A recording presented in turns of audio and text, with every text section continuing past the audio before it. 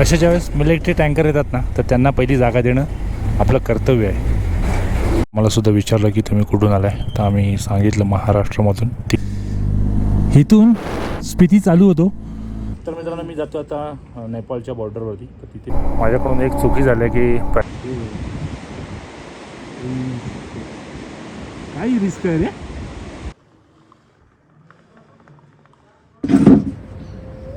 Morning, good morning, good morning, शुभ सकाळ, शुभ दिवस. कॉफी प्याला, कॉफी बनवला आहे. समोर सूर्याची किरणं डोंगरावरती पडली आहेत आणि कॉफी सकाळचे 6 वाजले विदाऊट ब्रश. वेगळा अनुभव. काय संकेत, चालेल ना तुला? हां हां चालेल ना.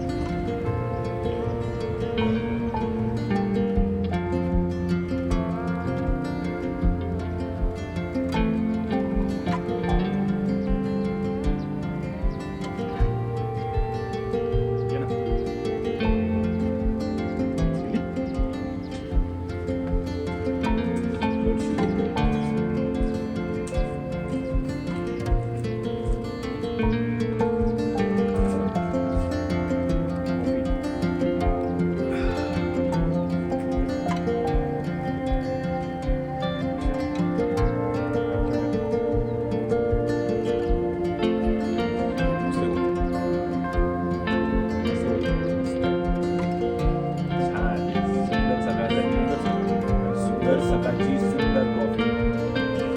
दिवसाची सुंदर सुरुवात करायला अजून काय पाहिजे. छान अशी कॉफी, समोर सुंदर अशी सूर्याची किरण.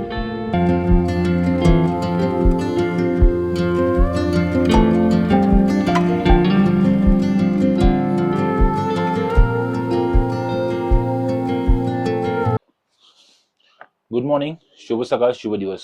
आज आम्ही चितकूलमधून चेकआउट करतोय आणि जातोय नाकोला. तर नाको आम्हाला इथून साधारणतः 150 किलोमीटर अंतर आहे. आणि आता जे आम्ही चितकूलमधून निघणार आहोत ते हा जो डिस्टन्स आहे, काल जे आम्ही चितकूलला आलो तो 35 किलोमीटरचा डिस्टन्स आहे. तुम्हाला लोकेशन सेम असणार आहे, कारण तोच रस्ता आम्हाला रिटर्न जर्नीसाठी पण तोच आहे. आम्ही जे काल आलो ना, ते राईट साईडला तुम्ही बघितलं असेल तर राईट साईडला माझा जो व्हिडिओ बघाल तर तुमच्या लक्षात येईल, राईट साईडला दरी होती आणि लेफ्ट साईडला डोंगर होते. आता थोडंसं त्याच्यामध्ये उलट असेल. एक टास्क आहे माझ्यासाठी. टास्क असं की आता लेफ्ट साईडला दरी असणार आहे आणि राईट साईडला डोंगर असणार आहे. त्यामुळे खूप जास्तच ॲडव्हेंचर होणार आहे ही राईड. आणि बाकी साधारणतः आम्हाला गुगल मॅपवरती 4 ते 5 तासाची रनिंग दाखवते, पण ही रनिंग 4 ते 5 तासांची नसणार आहे, कारण रस्ते सगळे वळणाचे रस्ते आहेत. त्यामुळे याच्यात आम्हाला साधारणतः 7 ते 8 तास लागू शकतात, कारण स्पीड होत नाही जास्त. आणि मिलिटरी टँकर वगैरे येत असतात, बाकीच्या गाड्या, मोठमोठ्या गाड्या येतात, त्यामुळे प्रवासामध्ये थोडासा उशीर होतो आम्हाला. तर आता तर आम्ही इथून चेकआउट करतोय थोड्याच वेळात ब्रेकफास्ट करून. भेटूयात आपण मोटो व्लॉगिंग सेटअपवरती. तर मित्रांनो, आत्ता आम्ही चितकूलमधून चेकआउट करून निघालोय.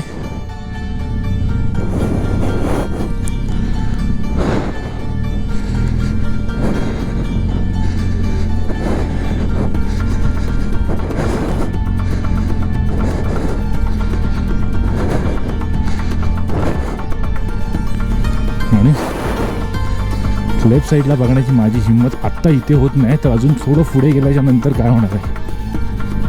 कारण लेफ्ट साईडला तुम्ही बघता ना मित्रांनो, काहीच सपोर्ट नाही, काही म्हणजे काही सपोर्ट नाही. थोडा पण तुमचा लेफ्ट साईडला दरी आहे आणि आता डोंगर मात्र राईट साईडला आला.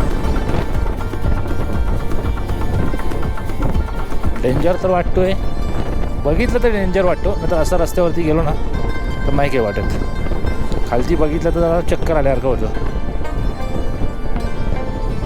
तर हा सिंगल रोड आहे. समोरून जर गाडी आली ना तर मला लेफ्ट साईडला दरीच्या साईडला गाडी उभी करायची आहे. हा प्रॉब्लेम आहे सिंगल रस्ता असल्या कारण. काल ट्रॅफिक होता संध्याकाळच्या टायमाला.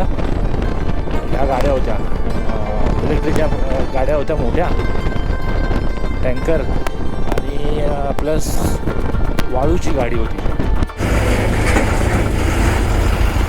अशा ज्यावेळेस मिलिटरी टँकर येतात ना, तर त्यांना पहिली जागा देणं आपलं कर्तव्य आहे. थांबणं गरजेचं आहे, कारण त्या गाड्या पहिल्या गेल्या पाहिजेत.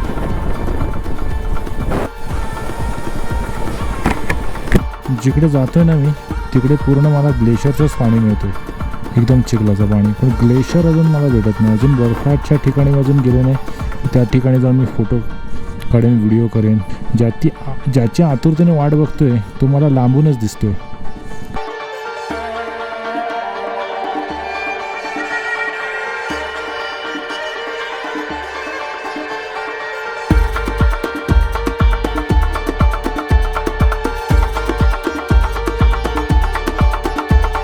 गावामध्ये आणि नाको इथून सध्या 39 किलोमीटर आहे. 39 किलोमीटर जर असाच रस्ता मिळाला तर आपल्याला साधारणतः 1 तास लागेल अजून जायला. आता 3:30 झालेत. 4:30 वाजेपर्यंत आपण नाकोमध्ये पोहोचू. बोले तर बाकीचे रायडर पण आपले मित्र रोहन आणि थांबलेत. तर इथे मला वाटते चेकिंग होईल, कारण आपण पहिले पण विचारलं की तुम्ही कुठून आलाय, तर आम्ही सांगितलं महाराष्ट्रामधून 3 जण आम्ही.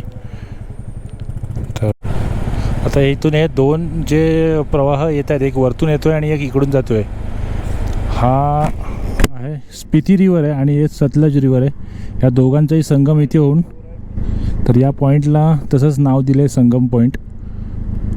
दोन्ही एका ठिकाणी येऊन पुढे त्यांचा प्रवाह एकत्र होते, म्हणून त्यांना संगम पॉईंट, या एवढ्या एरियाला संगम पॉईंट असं नाव दिले.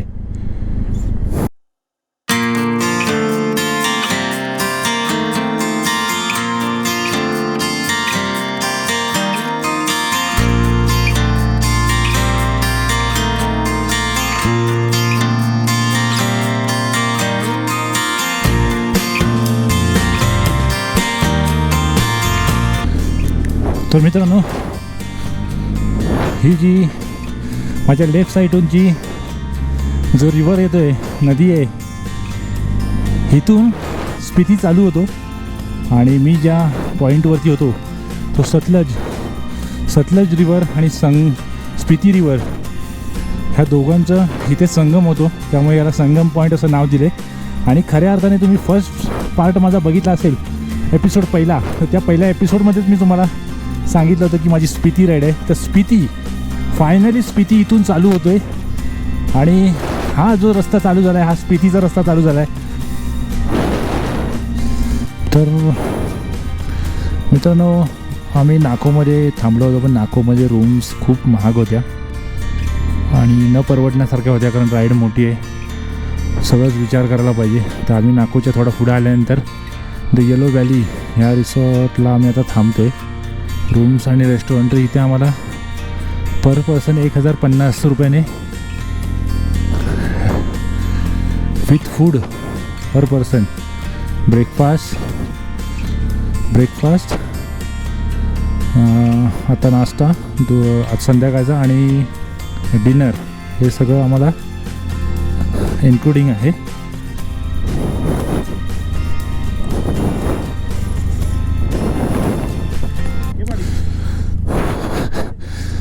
आता आम्हाला गाडी खाली उतरवायची, हा मोठा टास्क, म्हणून दोघांना एकत्र ठेवलं होतं.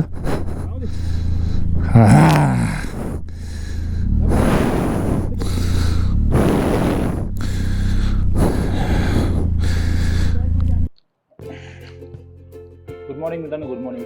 शुभ सकाळ, शुभ दिवस. काल आम्ही चितपूरमधून निघालो आणि आमचं प्लॅन होतं की 150 किलोमीटरवरती नाकोवरती जाऊन राहायचं, पण ते प्लॅन आम्ही चेंज केला आणि आम्ही थोडं चांगोमध्ये येऊन पुढे राहिलो इथे या हॉटेलमध्ये. तर या हॉटेलमध्ये जास्त करून ॲपलचे झाड आहे.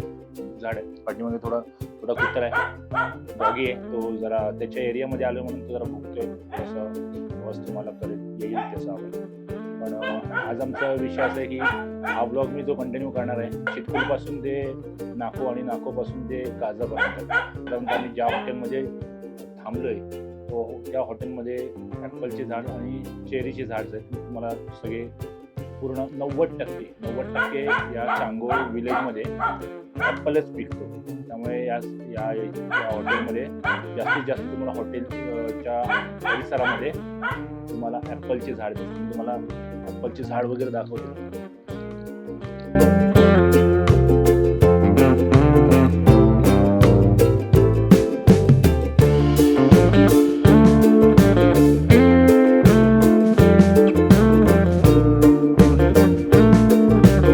जिकडे आम्ही स्टे केला होता तिथून आम्ही आता चेकआउट केले. थोडंसं मला पेट्रोलची गरज आहे, कारण पेट्रोल मध्ये कुठे भेटलं नाही. बाकीच्यांना ज्यांना भेटलं मला दिसलं नाही, त्यांनी फुल केलं. आता मला पेट्रोलची गरज आहे, तर एक ढाबा आहे, त्या ढाब्यावरती पेट्रोल मिळतो ब्लॅकनी. तर मी जातो आता नेपाळच्या बॉर्डरवरती. तर तिथे जाता आता मला एक सायकलवाला भेटला, तो UPचा आहे आणि तो आत्ता चालला आहे. तो त्यांनी स्टार्ट केले चंदीगडवरून स्टार्ट केले, त्यांनी मनालीवरून स्टार्ट केले, शिमलावरून त्यांनी स्टार्ट केले आणि आता तो मनालीला एक सर्कल करून येणार आहे. ट्रॅव्हल करत असतो बाईकनी वगैरे, सायकलने. तो सायकलने त्यांनी आम्हाला एक कोणचा रूट आहे? चेरी. Red cherry. तर ही चेरी आहे. तिथे खायची इच्छा होती पण तिथे आपल्याला खायला मिळालं नाही, कारण तिथे नव्हतं. आता आपला मित्रच बनला आहे, तर त्यांनी चेरी आपल्याला दिली आहे. हे कोणचं आहे? ठीक आहे, रेड चेरीज. Red cherry. वो आड़ू. आलू. आलू कोणचं आहे? आड़ू. आड़ू. आड़ू.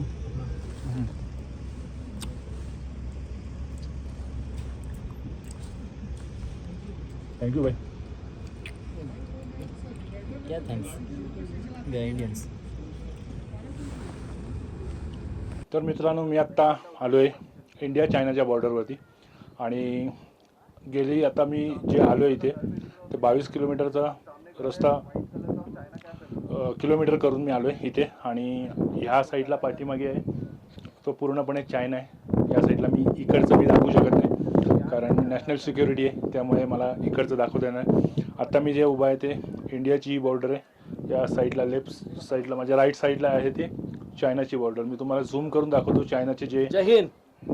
जय हिंद, जय भारत, जय इंडियन आर्मी.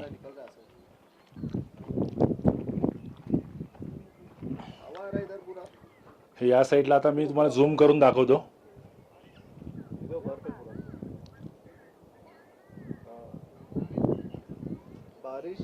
हे जे इथे दिसते ना, हे चायना आहे पूर्णपणे.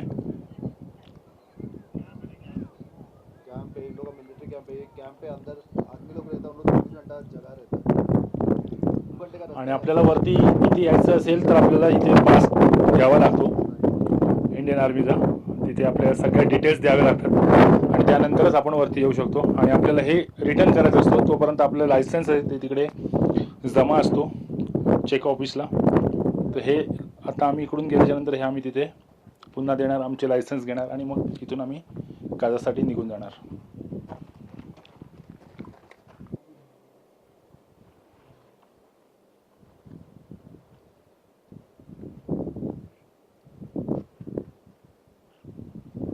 आम्ही आत्ता वरती गेलो होतो चायना बॉर्डरवरती, तिकडून आलो, पासेस दिले आणि आता आम्ही ग्यू मॉनेस्ट्री आहे.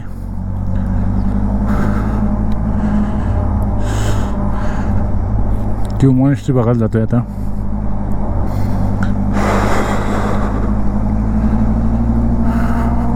तर खऱ्या अर्थाने आता स्पितीमध्ये आम्ही एंटर केलं. राईट आपली स्पिती आहे.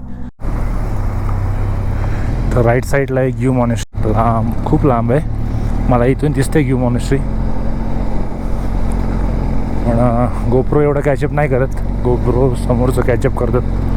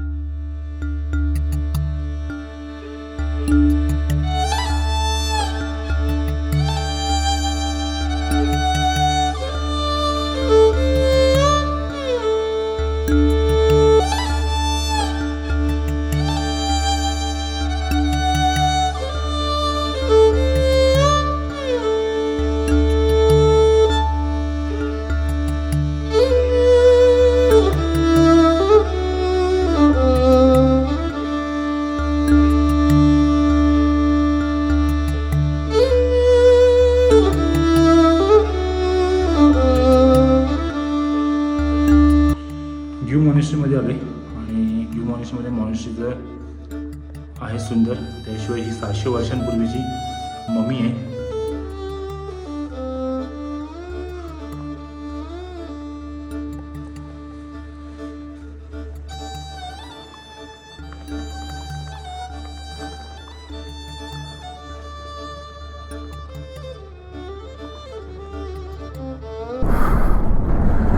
तर मित्रांनो, आमचं प्लॅन होतं ताबू मॉनेस्ट्री करण्याचा, पण ताबू मॉनेस्ट्री आता करणं पॉसिबल नाही, कारण ताबू मॉनेस्ट्री 6 वाजता बंद होते आणि इथून बाहेर पडायलाच आम्हाला वेळ लागेल आणि आम्हाला काजाला पोचायचं आहे. त्यामुळे ताबू मॉनेस्ट्री न करता आम्ही डायरेक्ट काजामध्ये स्टे करणार आहोत. आजचा स्टे, उद्याचा पण काजामध्ये स्टे आहे. परवा चंद्रताल लेक करून मग आम्ही रिटर्न जर्नीला येऊ.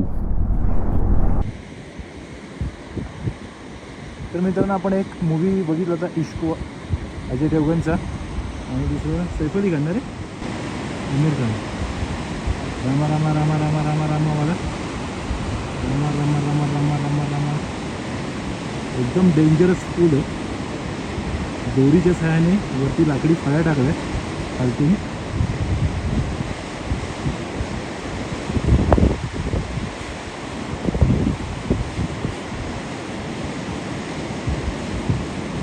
पुढे आल्यानंतर पूर्णपणे रशी आहे.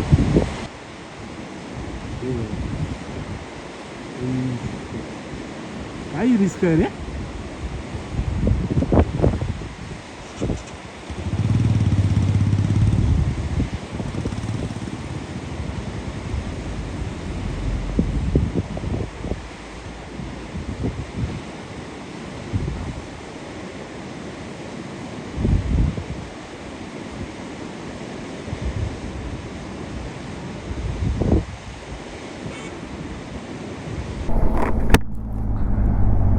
तर मित्रांनो, माझ्याकडून एक चूक झाली अशी की पेट्रोल मी भरला नव्हता.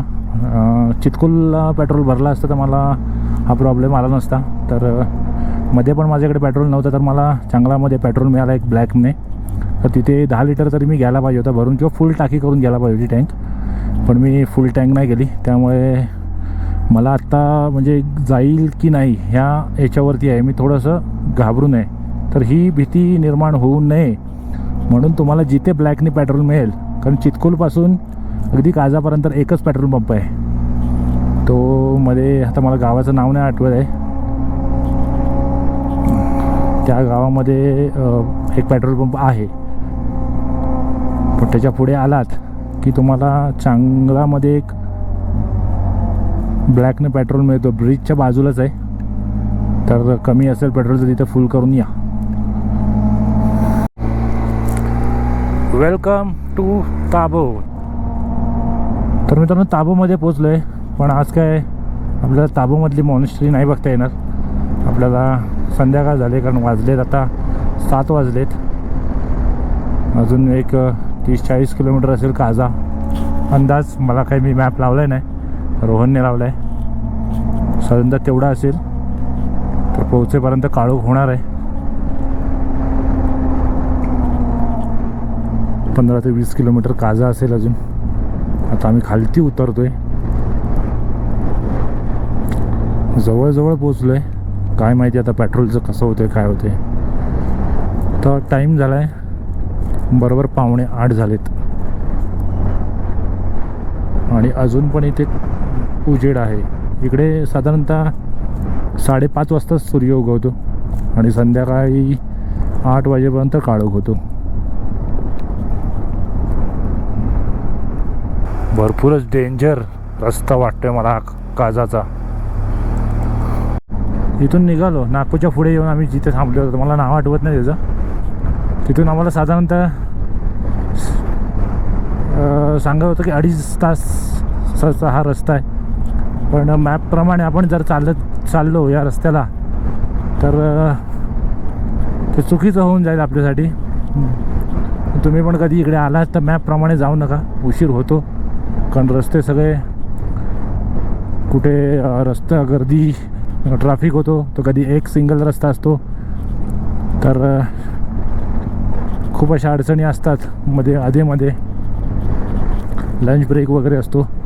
आणि आता अजून 28 किलोमीटर आहे काझा आणि माझ्या पेट्रोलचं काही खरं नाही. म्हणजे मी पोहोचेन असं मला वाटत नाही. तर याच्यात काही कोणी काही करू शकत नाही, देव काय करू शकत, अजून कोणी काही करू शकत. ही फक्त चुकी माझी आहे की तिथे मी 5 लिटरच पेट्रोल घेतला.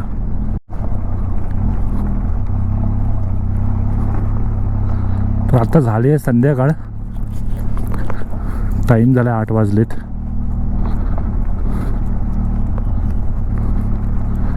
आणि एक काझाच्या 28 किलोमीटर अगोदर एक ढाबा होता. त्या ढाब्यावरती टपरी होती माझी छोटी.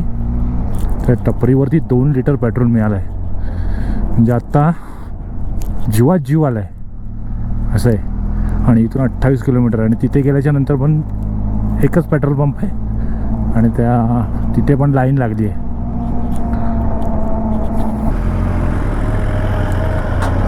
तर मित्रांनो आम्ही आलो आहे काझामध्ये.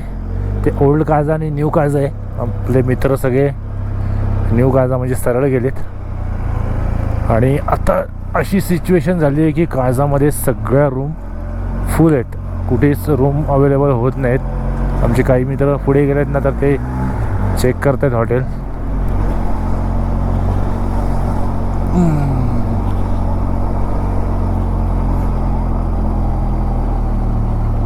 काझामध्ये भरपूर गर्दी आहे, भरपूर.